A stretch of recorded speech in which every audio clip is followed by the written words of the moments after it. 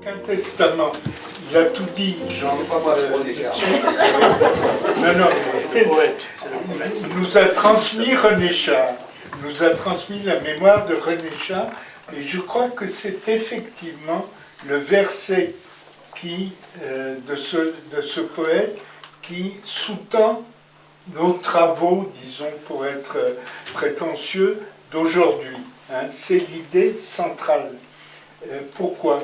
Parce que chacun d'entre nous, me semble-t-il, lorsqu'il accède à l'âge adulte, à l'âge même à la condition de citoyen, où il n'est pas encore adulte, vraiment, complètement, y accède dans un faisceau de ténèbres. Et c'est à nous, c'est à chacun de nous d'allumer la lumière.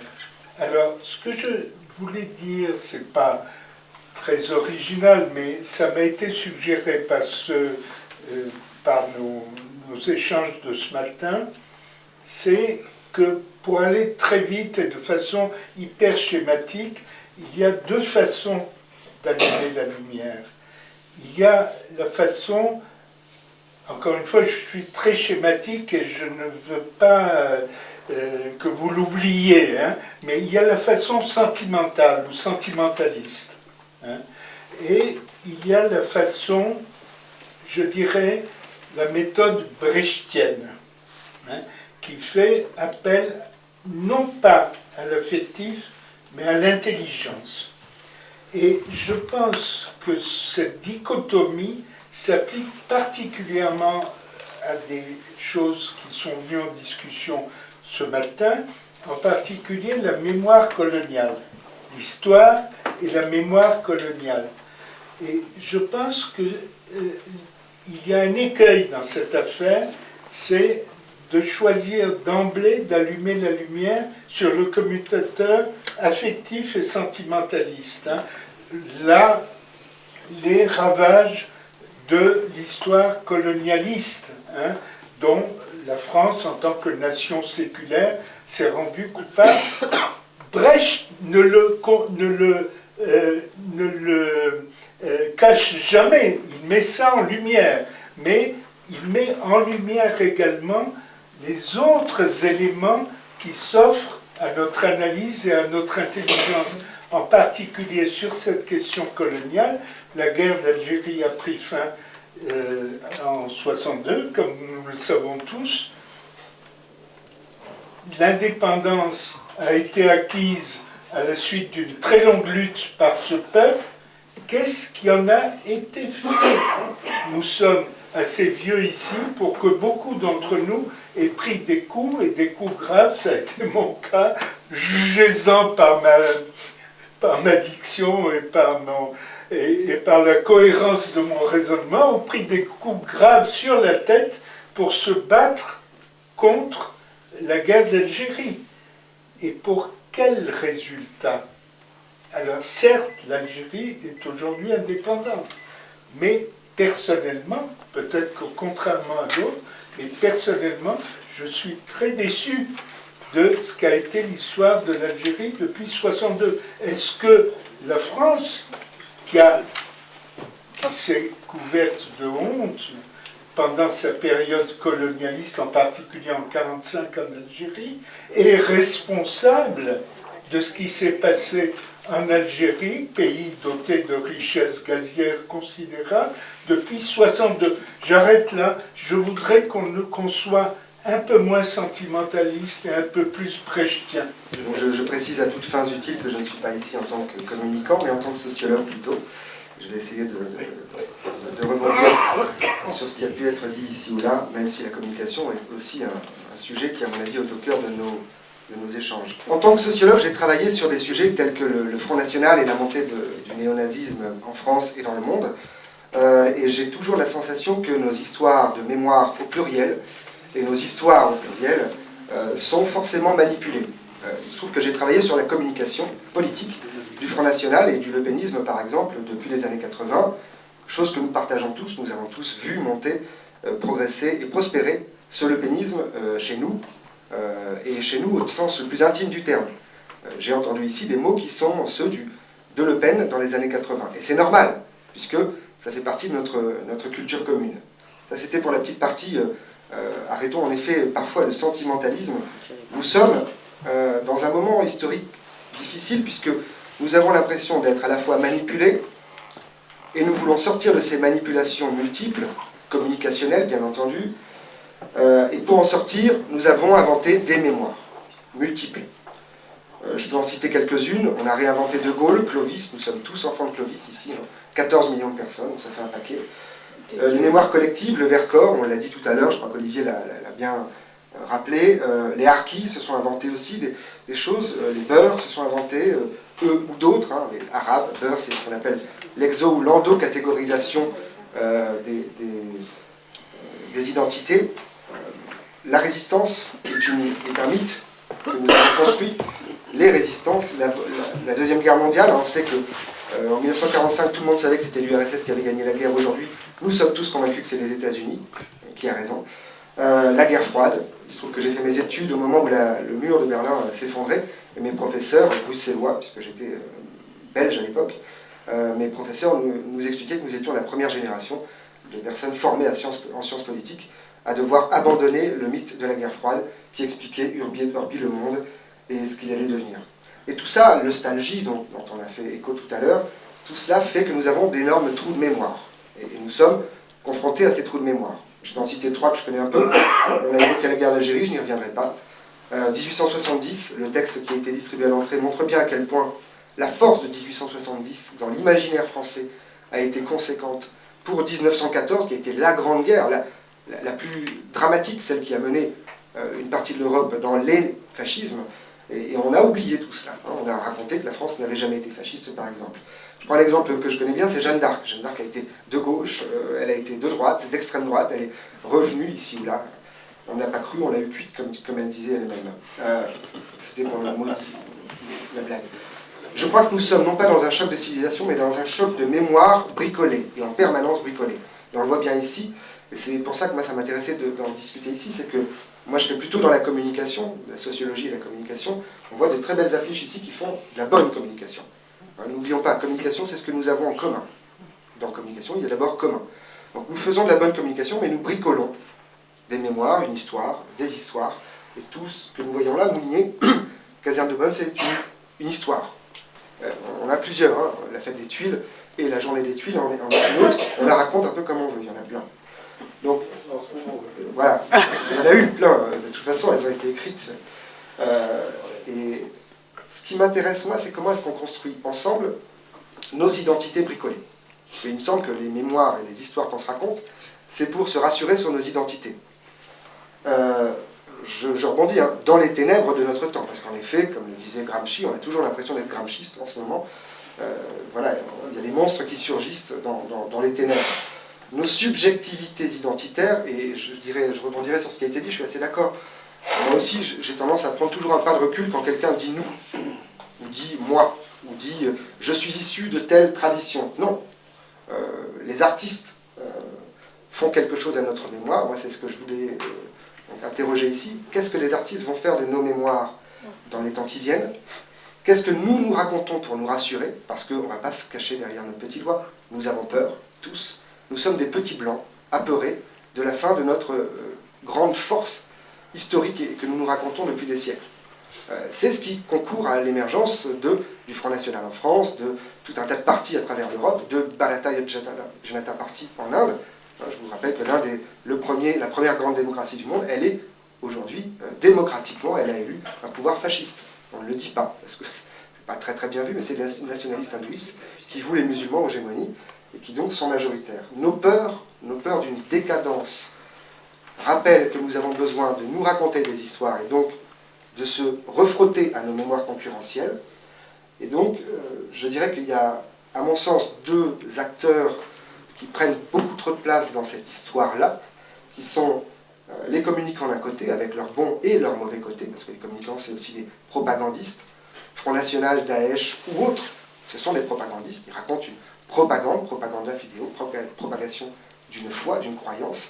Nous n'avons plus de croyance ultime qui nous rassemble, et donc nous en donnons à voir à profusion tout un tas de petites croyances. Et nous sommes donc apeurés par la profusion des croyances. C'est là, en tout cas, un peu ce que j'ai l'impression de voir. Et du coup, moi, je vous pose une question, puisque c'est vrai que je suis pour le coup un ignorant complet en matière d'art, de culture et de ces choses-là, mais qu'est-ce que les artistes peuvent faire à nos mémoires pour nous aider à sortir du stock communicationnel dans lequel nous sommes de façon quasi perpétuelle depuis maintenant, je dirais, un certain nombre d'années.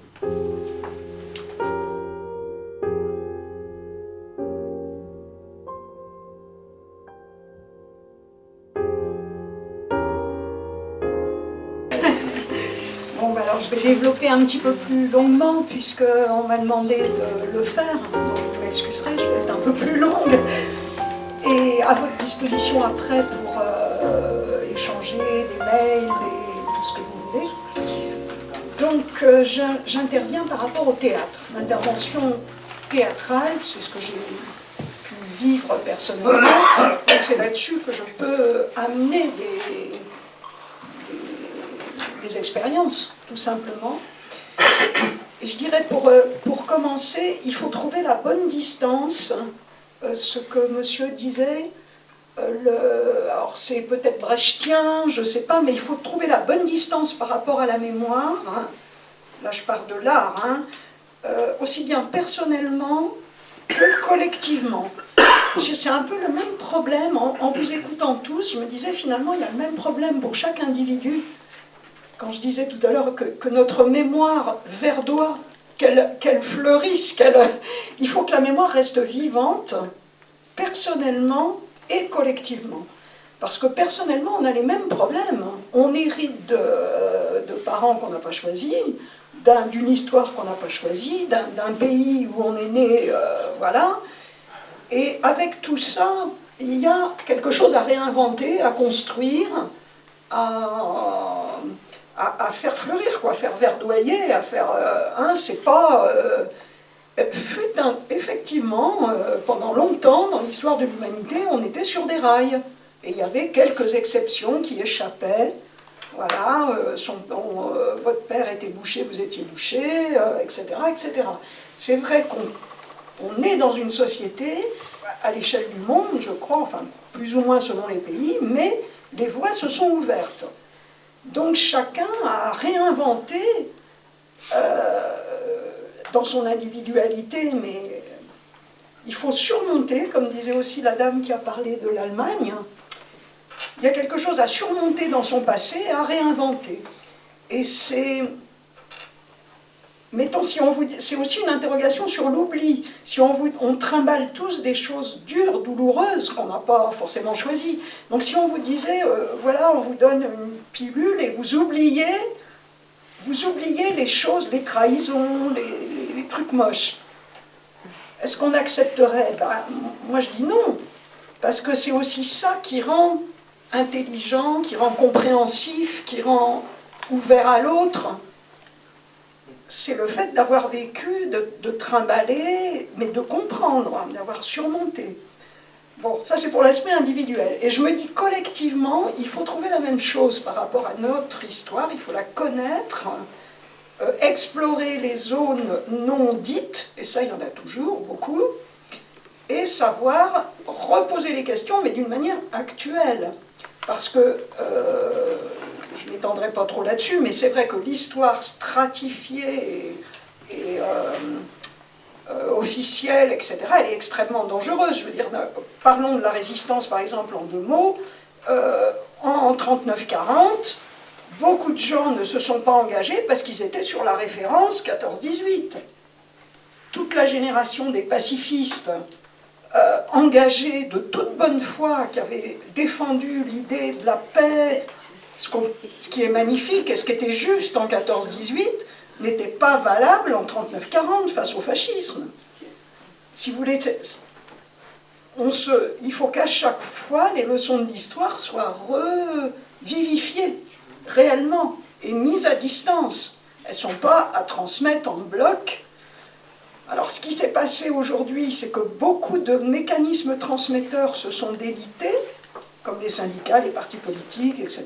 Bon, et que donc on revient à un travail plus personnel ou par petits groupes. Mais ça, c'est peut-être pas un mal. Hein. C'est justement qu'on accepte la complexité et qu'il faut l'accepter. C'est ce que dit beaucoup Edgar Morin, qui a une pensée la pensée de la complexité. Alors, comment le théâtre s'inscrit là-dedans? Le théâtre, c'est justement l'art de la complexité et du questionnement. Au théâtre, on est toujours dans un dialogue, dans un renvoi de l'un à l'autre, un différent point de vue, et des voix multiples.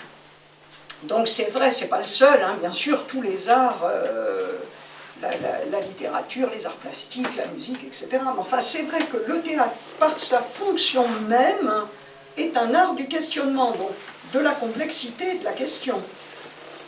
La première pièce de théâtre, je n'ai pas eu le temps de rechercher la date exacte, mais c'est la première pièce de théâtre qui nous soit parvenue, c'est les Perses d'Échille. Et les Perses, c'était l'histoire de la bataille de Salonique, donnée devant les vainqueurs, devant les Grecs, et ça raconte l'histoire des Perses, des vaincus. Et c'est magnifique, les scènes des Perses, elles sont... Enfin, ça marche encore aujourd'hui. Mais c'est pour vous dire que dès le début, l'invention même du théâtre, il y avait une mise en questionnement, et c'était pas la pièce de théâtre qui nous est parvenue, c'était pas le discours commémoratif de la victoire. Ça, on ne sait pas qui l'a fait, si ça a été fait. Par contre, la pièce de théâtre qui mettait en questionnement pourquoi les Perses ont été vaincus, qu'est-ce qui s'est passé, comment ils sont là, et comment la bataille s'est passée. Et il y a des très belles scènes des femmes qui attendent les hommes qui ne reviennent pas.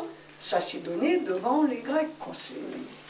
Et le théâtre porte toujours... Il y a ce grand flot du théâtre qui traverse le temps et qui porte ce genre de paroles. Alors, pour mon expérience personnelle, donc au Théâtre du Soleil, puis au Théâtre du Campagnol, et maintenant avec Robin Renucci au Tréteau de France, on est marginaux dans l'histoire du théâtre, hein. Il y a différentes formes de théâtre. Mais en tout cas, dans mon chemin et dans ces 3 grandes expériences, nous avons abondamment travaillé sur les récits de vie. Et ça, c'est génial, parce qu'on découvre à chaque fois des tas de choses, des aspects de l'histoire qu'on ne connaissait pas. Alors, ce n'est pas une prétention historique, hein, parce que les gens fantasment l'histoire, bien sûr. Mais quand on fait un spectacle et qu'il y a 10 voix qui interviennent sur une époque, sur un sujet, sur le récit d'une grande grève, je pensais là par rapport au quartier populaire, on avait fait tout un travail sur la grève de 1975. C'est pas si loin que ça, vous voyez, aux usines Chausson à Gennevilliers, grève qui a été menée par des immigrés en grande partie. Et quand il y a eu le spectacle, bien longtemps après, dans les années 2000, il y avait les enfants des ouvriers qui avaient mené la grève, qui étaient dans la salle, et qui sont intervenus à la fin dans le débat et qui disaient il y a une fille qui est intervenue, c'était génial, elle dit « Oh, t'es formidable, papa, je savais pas que vous aviez fait un truc pareil. » Voilà, c'est des mémoires occultées, totalement. Ça n'intéresse personne. Mais on fait ça dans un quartier, on s'est joué 5 fois, les gens, tout le travail en amont de recueillir les récits, de les mettre en forme, de les rendre beaux. Il y a aussi quel traitement on fait, je veux dire, faut pas déformer, faut pas faire de mon point de vue, faut pas faire son petit tripatouillage, enfin, il faut rendre la parole au plus juste, au plus fort, au plus beau. Ça, c'est un devoir qu'a l'artiste par rapport dans ce type de projet. Si on veut écrire son propre texte là-dessus, personnellement, on fait les interviews et on écrit sa pièce, mais on ne s'inscrit pas dans un projet collectif. Parce que tous les artistes s'inspirent de leurs proches, de la vie. Mais si on s'inscrit dans un projet collectif de ce type, il faut être juste avec la parole qui vous est confiée. C'est une sacrée responsabilité. Il faut convoquer les gens avant pour voir le spectacle. Les gens qu'on peut gagner, voir si ça leur plaît, si ça leur convient. Mais c'est des expériences, je n'ai pas le temps de les citer toutes, qui ont toujours été magnifiques. et où on découvre des choses tout à fait inattendues. Des portraits de résistants, par exemple, ça nous est arrivé de tomber sur des gens qui racontent des choses, et il y a des tas de contradictions. Le théâtre ne gomme pas les contradictions. C'est-à-dire, si on réécrivait ou si on mettait dans un bouquin, bon, ben, on mettrait juste l'aspect héroïque de la personne. Mais dans un récit qui va être transmis par un comédien, ça fait partie de la vie et ça passe très bien. Vous pouvez montrer les contradictions, comment quelqu'un a des facettes différentes. Et du coup, ça rapproche de nous, ça rapproche de nous le témoignage. Donc ça, je trouve que c'est vraiment une piste passionnante que pas mal de compagnies continuent à mener, hein, je pense, je crois. Après, là où on fait ensemble, il y a la question que vous posez sur comment on crée une mémoire collective, c'est où on donne ce type de spectacle et devant qui. Et là aussi, le théâtre est un art un petit peu spécial, dans le sens où on rassemble des groupes qui font groupe, mais où chacun reste seul. C'est un peu particulier. Vous êtes dans une salle de théâtre, vous êtes tout seul, vous réagissez, vous. Mais néanmoins, ça fait groupe. Quand on est au plateau, on sait très bien une salle qui réagit bien ou pas, il y a un collectif qui se forme. Donc là aussi, on peut faire des choses très intéressantes, rassembler, faire témoigner 20 personnes, en 10 ou 3, faire un montage, le transposer avec des comédiens, redonner ça devant 500 ou 1000 personnes, ou moins. Et ce sont vraiment des actes... Enfin, moi, j'ai toujours trouvé ça merveilleux. Il y a toujours des moments formidables de rencontres, de découvertes, d'autant plus que cette transmission passe de moins en moins par les familles, pour des raisons diverses, la télé ou je ne sais pas quoi, j'en sais rien. Moins par la littérature, parce qu'on n'a pas le temps de lire. Bon, le théâtre reste très efficace. Autre chose qui permet de passer la mémoire aussi beaucoup, c'est le mélange amateur-professionnel. C'est-à-dire construire des grands projets, chose que j'ai beaucoup vécu aussi, dans lesquels il y a, et que je continue à vivre avec Romain Renucci, il est très friand de ce genre de choses, des grands récits. On pourrait le faire ici quasiment, hein, un grand récit bien préparé, bien écrit, dit, mené devant un public par 40 personnes, à la fois amateurs et pros, c'est sublime. Et c'est une forme de transmission de la mémoire qui n'ossifie pas les choses. Ça reste toujours très vivant. Alors après, pour faire tout ça, il faut de l'argent, il faut des médiateurs, ça ne se fait pas tout seul. Ça n'éclot pas tout seul. Donc ça veut dire qu'il faut qu'il y ait une organisation de militants, souvent un relais quand même pour qu'il y ait un petit peu d'argent pour préparer les choses. Ça ne coûte pas très cher, mais enfin, il faut quand même... c'est une organisation, ce n'est pas des choses qui naissent spontanément. Donc voilà comment le théâtre peut contribuer, et je trouve qu'aujourd'hui, il y a vraiment du pain sur la planche. Parce que ces mémoires occultées, pendant longtemps, ça a été la mémoire ouvrière, hein, qui était invisible. Hein. Alors voilà, elle est ressortie après 68 avec des gens comme François Maspero ou Bourdieu, etc. Bon, c'était la mémoire populaire. Voilà, maintenant ça a replongé, on dirait qu'il n'y a plus d'ouvriers, que ça n'existe plus. Mais si, je veux dire, les gens travaillent, le travail a pris d'autres formes. Il y a vraiment des tas de choses à faire. Il y a les quartiers populaires dans leur diversité. Alors moi, je connais bien en banlieue parisienne, Sarcelles, Gennevilliers, tous ces endroits qui sont... il se passe des choses formidables aussi, ce brassage est incroyable. Après, il faut en avoir une certaine fierté, pour que cette réalité apparaisse, que les gens soient conscients eux-mêmes de ce qu'ils vivent, ce qui est assez délicat, mais effectivement, l'art peut beaucoup aider à rendre compte de situations complexes et à rendre fier de faire partie voilà, du monde en 2016, en 2017. Je veux dire, c'est... Oui, juste, dans ton travail théâtral, de création, est-ce que tu as, là tu parlais d'expériences localisées vis-à-vis d'un territoire ou d'un groupe de personnes, est-ce que tu as le souci systématiquement d'élargir et d'avoir je dirais une approche plus universaliste, enfin de faire en sorte que des mémoires ou des conflictualités puissent prendre sens au-delà du cercle d'où elles sont issues. Ça dépend pour qui, mais on ne fait pas, on ne crée pas une pièce dans le vide. C'est-à-dire qu'on sait pour combien de personnes ça va être, combien de personnes vont pouvoir jouer. C'est un produit aussi, il va falloir le jouer, le vendre, le diffuser. Donc ça dépend un petit peu de l'objectif qui est fixé au démarrage, mais parfois l'objectif fixé dépasse, on ne peut pas le prévoir à l'avance, dépasse largement le cadre d'origine.